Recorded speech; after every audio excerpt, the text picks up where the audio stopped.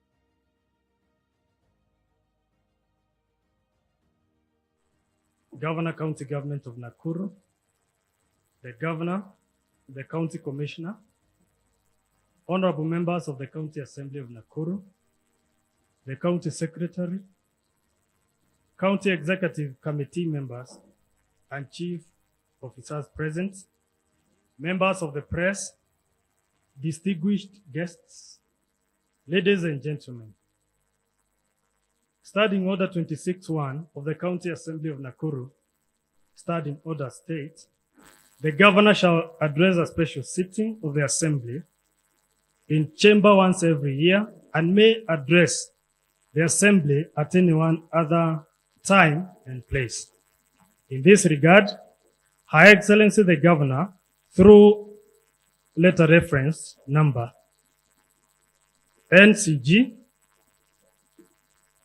COS CA VOL 1-35, dated 14th February 2024, informed my office of the intention to address a special sitting of the Assembly. Further, Standing Order 26-2 state that the Speaker shall notify the members of the place and date of a sitting. Honorable members, consequently, I gave notice of today's special sitting to the honorable members and the general public through Gazette Notice number 1896, which was published in Kenya Gazette on 16th February 2024. Accordingly, honorable members, this sitting is therefore properly convened.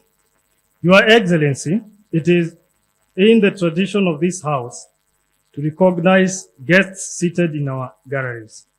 I therefore wish to recognize members of the public, the business community, the civil society, the religious groups, and all other guests in attendance.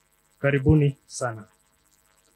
Your Excellency, it is now my singular honor and pleasure to invite Her Excellency the Governor to address the special sitting of the Assembly. Welcome, Your Excellency.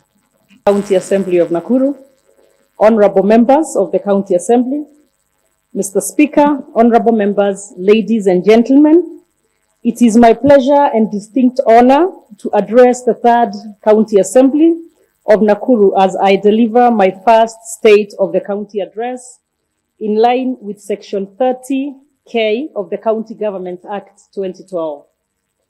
Mr. Speaker and honorable members, we all rode to power on the firm promises to singularly and collectively deliver to the people of Nakuru County. My manifesto broadly captured the aspirations of our people. My commitment to deliver this aspiration reigns supreme. The social contract between my government and the people of Nakuru is not only sacrosanct, but equally unbreakable. Mr. Speaker, the journey towards our stated mission started in earnest on the 25th of August, 2022. This far, I have proudly walked with the honorable members of this House. Your unwavering support has not only seen key milestones being met, but has also been critical to the positive performance of my government. Mr. Speaker and honorable members, I intend to continue working with you and the wider public as we develop the requisite policies and legislations aimed at ensuring quality and timely delivery of social and economic services to the people. Mr. Speaker, my being here today, other than being a statutory obligation, is a clear testimony of the enormous respect I reserve for this House and the people of Nakuru, whom we represent. Our people deserve to be appraised of the progress made in meeting their aspirations. Today, I'm honored and privileged to share with this House and the people of Nakuru my government's scorecard and the plans I have for them in the coming days, months, and years. Mr. Speaker and honorable members, despite ascending to power at a time of great economic uncertainty, occasioned by factors beyond the county, my government has stoically weathered these challenges to post, in my view, a fair performance. Mr. Speaker, while we have achieved a lot as a government, understandably, we have had our own share of missteps and misses. Lessons learned from these have helped my administration to take timely and corrective measures. In my second year and the many years to come, we shall deploy those learned experiences to work smarter for better results. Mr. Speaker, at this point, allow me to share broadly with this House and members of the public reports on the following areas. 1, performance of my government. 2, the status of the county policies and plans.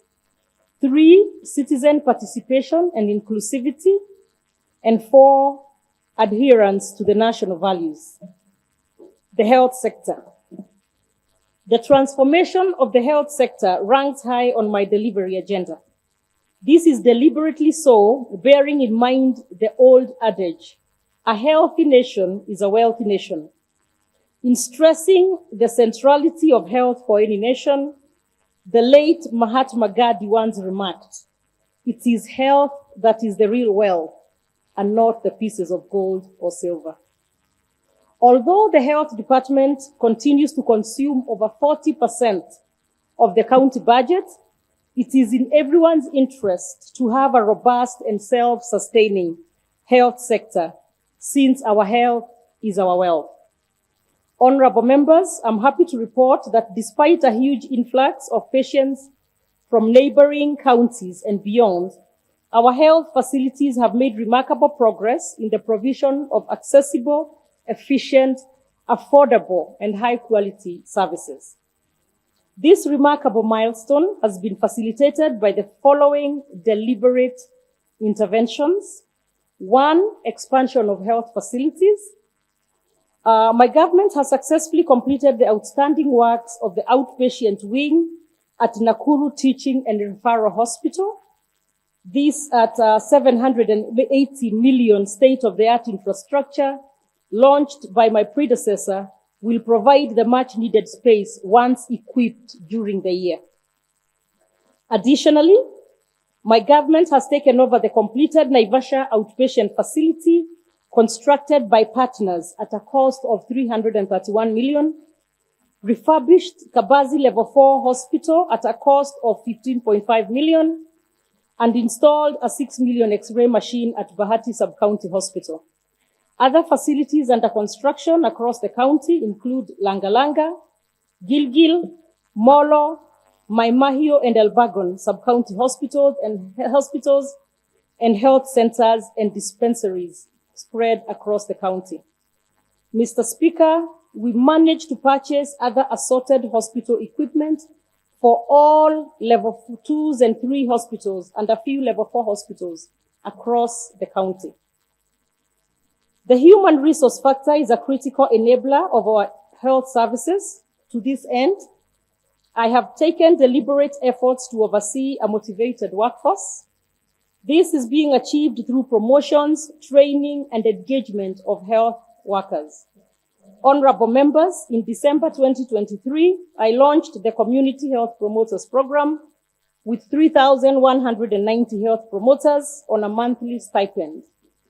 The number has now grown to 3,306 with an increased stipend of 2,500, and this is expected to raise to 5,000 per month once the health ministry releases its share of the contribution.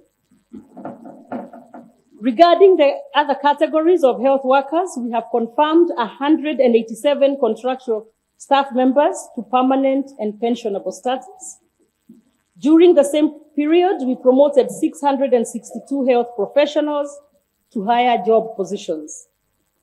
Further, we have, with the support of our development partners, provided diverse trainings to our health workers and promoters.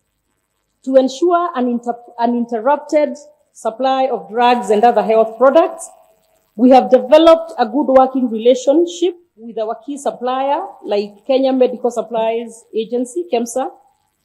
Honorable members, I'm happy to report that my government has procured diverse health products amounting to 430,300,000 shillings in the financial year 2020-2023. Higher allocations should be prioritized in the coming budget cycles. On Speaker, since the provision of health services is a global collective responsibility, we have brought on board additional partners from within and without. Other than USAID and the World Vision, we have established partnerships with close to 60 organizations, all involved in various health programs. On Speaker, in the coming months and years, we intend to, among other projects, build and complete level 4 hospitals in all sub-counties, with the ongoing Subukia level 4 and soon upcoming Rongai and Kuresoi North level 4 hospitals that will see all sub-counties have level 4 hospitals. We shall operationalize the Nakuru outpatient hospital at PGH, complete the ongoing construction of level 2 and 3 hospitals and other facilities, and purchase land for construction of new or existing facilities. Complete an ICU HDU facility at Naivasha Sub-County Hospital. Expand our preventative and promotive health services to reduce communicable and non-communicable diseases, maternal and child healthcare challenges. On infrastructure, Mr. Speaker and honorable members, the county during the year saw tremendous improvement of our roads and other infrastructure. This was as a result of the collaborative effort between my office and that of the honorable members. Through timely allocation of resources, my government has been able to roll out projects aimed at speeding up movement of people, goods, and vehicles. This has enhanced communication and development. Motorable roads, we know, are enablers of commerce and social networks, and therefore we should purpose to have adequate resources appropriated for a wider network. Mr. Speaker, with the support of all members during the year under review, we completed 248 road projects comprising of 6.9 kilometers of tarmac roads, 432 kilometers of road grading, 209 kilometers of graveling, a number of culverts, gabions, and bridges. Over the same period, we maintained 116.2 kilometers of drainage and constructed additional networks. Further, we Cabro paved Naivasha Municipal Park at a cost of 68 million and tarmacked Lakeview roads in Naivasha at a total of 83 million. Within the same period, we completed phase 2 of Naivasha Modern Market at a cost of 263 million. On Speaker, these resources sourced from the Ward Kitty, conditional grants, the World Bank, and the county resources have positively impacted our economy and our people's livelihoods. I wish to single out the Imarisha Barabara initiative that has seen far-flung areas opened to vehicle movements. Its tremendous success, I have no doubt, will inform this House in its future allocation of resources. Mr. Speaker, my government has finalized plans to grudge of providing potable water, sanitation, and hygiene to our people. My government, together with other partners, initiated and completed a number of projects during the financial year 2022 and 2023. Mr. Speaker, these projects and programs include drilling of 27 boreholes, thank you, electrification and/or solarization of 24 boreholes, construction of toilet blocks, rehabilitation of water springs, water pans, and expansion of water pipelines, totaling to 196 projects. Honorable members, on climate change, my government has joined hands with the national and supranational entities in putting in place measures to mitigate the adverse effects of climate change. Some of the interventions in place include the development of Nakuru County Climate Action Plan 2023. The blueprint proposes a plethora of actions and interventions to reduce the impact of climate change. Over the same period, we have set up and trained climate change planning committees in all the 55 wards. Honorable members, through concerted efforts, we have presided over the planting of over 450,000 trees, improved our waste disposal sites, and greening of selected sites, among other notable initiatives. Mr. Speaker, my government has plans to improve the county water and sanitation situation by sinking more boreholes, desilting existing water pans, implementing Lake Nakuru biodiversity project that seeks to inject clean water to the current water supply. Land, physical planning, housing, and urban development. Mr. Speaker, I'm aware land is a necessary factor of production. I have for the last 1 year implemented programs aimed at easing application for land development and utilization. I'm delighted to inform this House that we have completed the development of a land management system and an electronic development application system, EDAMS. These systems are designed to increase county revenue and reduce human interface in the approval process. With these systems, our revenue collection is expected to grow significantly. We shall continue to upscale the systems to ensure optimum returns. Honorable members, other notable achievements include the completion of the county spatial plan, a key tool in the planning process, setting up of ad hoc committees to review development plans for 29 trading centers across the county. On housing, we have embraced the national agenda on affordable housing. To date, a total of 605 units at Bondeni have been completed, and other sites have been identified to house additional units. We have prioritized Bahati and Albagon townships, whose combined allocation stand at 440 units, and construction is ongoing in those two sites. To enhance access to other affordable housing, my government has rolled out training of artisans on alternative building technologies. This has been undertaken in our alternative building technology centers across the county. Honorable members, in order to improve the living conditions of the poor and the marginalized, we have embarked with partners the upgrading of informal settlements in London, Kwamurogi, Karagita, and Lakeview. I launched the first phase last week, and other phases have been lined up for launch. This program is estimated to cost approximately 580 million. In the same vein, we have rolled out programs for the issuance of title deeds. Last year, in collaboration with the national government, secured title deeds for residents in Soin, Rongai sub-county. My government has also pursued and ensured the lifting of land caveats placed on parcels of land in Kuresoi South. Mr. Speaker, sir, I wish to report that our municipalities have management boards in place, and it is hoped this will catalyze growth and prosperity within our urban centers. I plan through numerous instruments to transfer some of the county functions to the boards, and this will enhance service delivery as we bring services closer to the people. Honorable members, I intend to prioritize the following initiatives in the current financial year and beyond: the development of a housing policy, the passage of a valuation law, the development of county spatial plan, and development of additional affordable units across the county.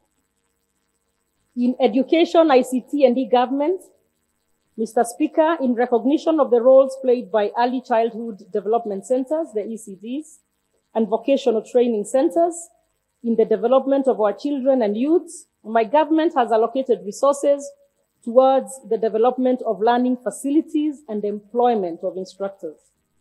During the year, we constructed 35 early childhood classrooms at a cost of 41 million.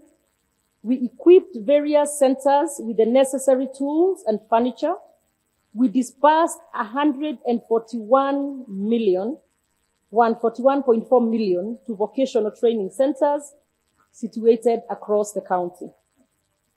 In addition to the stated accomplishments, my government, with your support, has disbursed bursaries amounting to 417.1 million to benefit 100,249 students.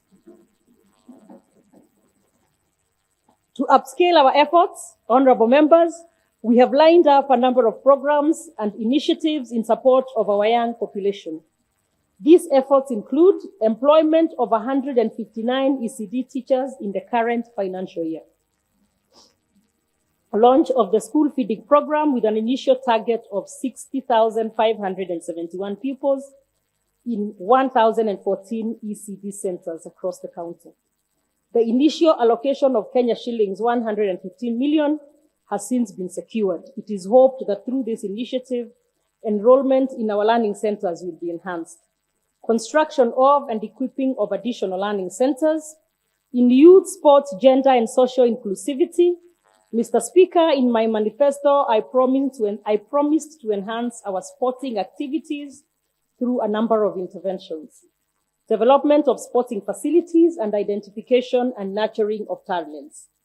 Honorable members, we have managed to put on track the construction and/or rehabilitation of the following facilities: the Kerenget Sports Complex, Naivasha Sports Ground, and the Afraha Stadium, among others. With the completion of the Afraha Stadium, we are assured of our contribution towards the 2027 Africa Cup of Nations, to be co-hosted by Kenya. This facility is poised to be a shining example in the region and beyond. Mr. Speaker, my government has developed a sports policy and a sports management bill aimed at promoting sports and sports infrastructure. The bill is on the floor of the House, and we are optimistic members will be afforded a good opportunity to scrutinize it. Other policies and bills under consideration include the youth policy and the Nakuru County Youth Engagement Services Bill. Honorable members, as part of our Empowerment March, I commissioned a youth empowerment center featuring a digital hub, Ajiri hubs, and a recording studio. The center is now affording our youth the opportunity to develop and hone their skills in the digital space. Mr. Speaker, this House allocated 27.5 million for the procurement and distribution of assorted sporting equipment. I wish to assure members that necessary steps are being taken to bring this into fruition. Further, we are in sustainability. Resources must be deployed to safeguard gains made in the development of the sector. Honorable members, my government during the year under review took measured and deliberate efforts to support our farmers, specifically those on small-scale farming. I have also taken steps to support investors willing to work with us. Mr. Speaker, my government has implemented the following interventions geared towards increasing productivity in the center. Distribution of assorted pyrethrum and avocado seedlings of combined value 48.8 million. Successful distribution of over 448,000 bags of fertilizer under the fertilizer subsidy program. Constructed and completed 24 tea buying centers. To safeguard post-harvest losses, pests, and diseases in crop production, we, in partnership with the national government, distributed 2,555 liters of pesticides, 142 assorted sprayers, and hundreds of fly traps. Under National Agriculture and Rural Inclusive Growth Project, NARIP, my government has funded 197 micro-projects, proposals at a total cost of 62.5 million in selected wards. 2 producer cooperatives at a cost of 31.5 million. Funded county-driven committees to the tune of 12.5 million. Rehabilitated ponds and ponds as part of adapting climate-smart agriculture. To address food and nutrition security, we are, through Agriculture Sector Development Support Program, ASDSP, enhancing the capacity of various value chain actors to seek and provide solutions to problems facing the commercialization of agriculture. The program, funded at a cost of 103.8 million, targets value chain actors in pyrethrum, in dairy, and in fish production. We have also brought on board investors, including Kentegra Limited, who are setting up a 2 billion pyrethrum processing plant in Naivasha, and other investors who are willing to invest in the sector. Honorable members, allow me to slightly highlight on fish production. We have successfully restocked Lake Naivasha dams and fish ponds with over 326,000 fingerlings at a cost of 4.5 million. We have also supplied motorboat engines and life jackets to youth groups engaged in fishing activities.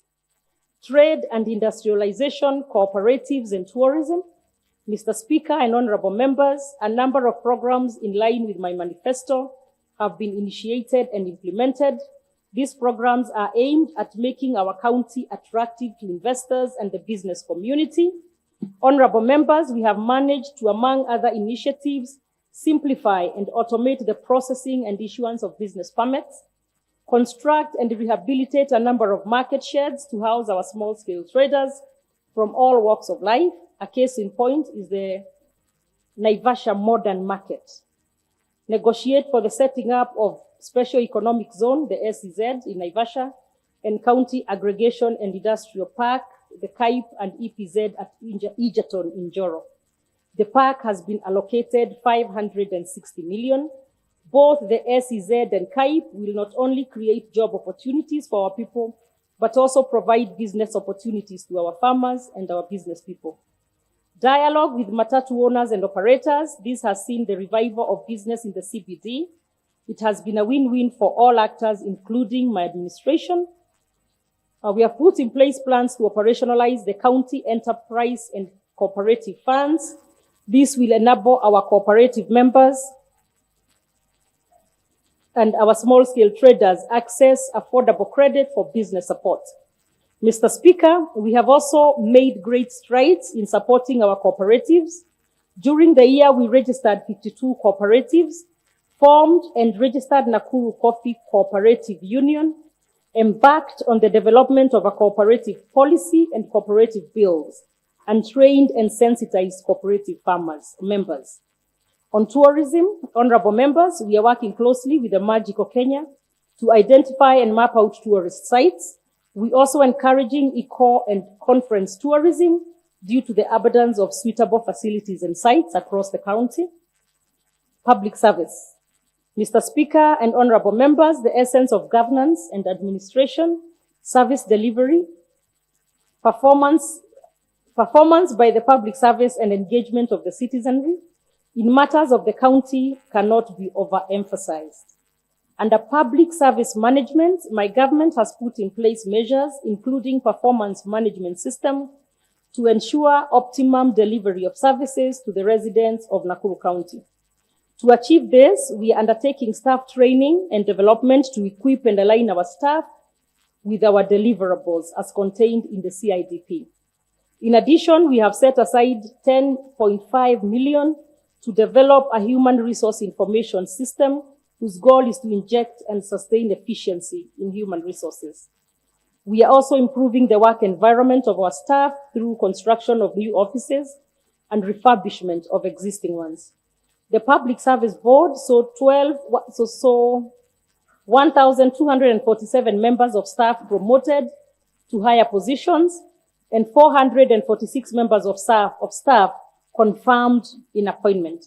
Additionally, the board successfully recruited a total of 478 new members of staff, and plans are afoot to recruit more to bridge the existing gaps in our human resource structure. Finance and economic planning. Mr. Speaker and honorable members, allow me to turn my focus on our finance and economic planning department, whose mandate is to monitor, evaluate, and oversee the management of public finances and economic affairs of the county government. It also plays a key support role to other departments, including preparation of financial statements, annual budgets, management of county debt, and mobilization of county financial resources to meet our budget needs. I'm glad to report to this House that during the period under review, the department made tremendous steps towards streamlining the county finance management processes and enhancing collection of our resource revenue through cashless revenue collection. During the year, the department collected revenue amounting to 3.13 billion, representing 87.4% of our revenue target. Oversaw the enactment of the Nakuru County Finance Act 2023 and preparation of the Valuation and Ratings Bill. Through the County Finance Act of 2023, adopted a single licensing regime, Unified Trade Permit, the UTP. This has improved the administration of revenue and reduced the number of service points. Adopted the automated system for submission of service requests, a case in point being the Electronic Development Application Management System, the EDAMS. Adopted an automated system for store management, fuel management, and fleet management, which have since recorded efficiency in expenditure, hence reducing costs. Oversaw solarization of power source, reducing cost incurred in electricity bills. Introduced a cashless system of payment of county levies and fees, such as parking, market fees, cess, and royalties. Reformed revenue management by appointing of a chief officer in charge of revenue administration. Divided the county into five revenue zones and appointed champions to head each revenue stream. Prepared key statutory budgeting and planning documents in line with PFM Act and regulations. These are the County Budget Review and Outlook Paper, the County Fiscal Strategy Paper, Sector Reports, Annual Development Plan 2023-24, Annual Progress Report 2021-22, and Quarterly Budget Implementation Review Reports. Finalized the development of the third generation County Integrated Development Plan, that's the CIDP 2023 to 2027. County policies and plans, citizen engagement, and national values. Mr. Speaker, allow me to share some of the policies and plans under consideration. Overall, we are currently developing and improving targeted policies and plans. I strongly believe these policies and plans will help my government to achieve its objective in a structured and defined manner. Honorable members, my government intends to finalize and table in the House a number of policies and plans that are critical in the management of county affairs. Allow me to highlight a few of them. The Water and Sanitation Policy, Food and Safety Policy, Lake Naivasha Fisheries Management Plan, Medium-Term Strategy Paper 2024, County Fiscal Strategy Paper 2023, Public Markets Management Policy, Housing Policy, Nakuru Climate Action Plans, County Health Contingency Plan, and the Health Management Policy. Honorable members, the county successfully conducted public consultative meetings through public participation. This ensured participation of our people in key county decisions.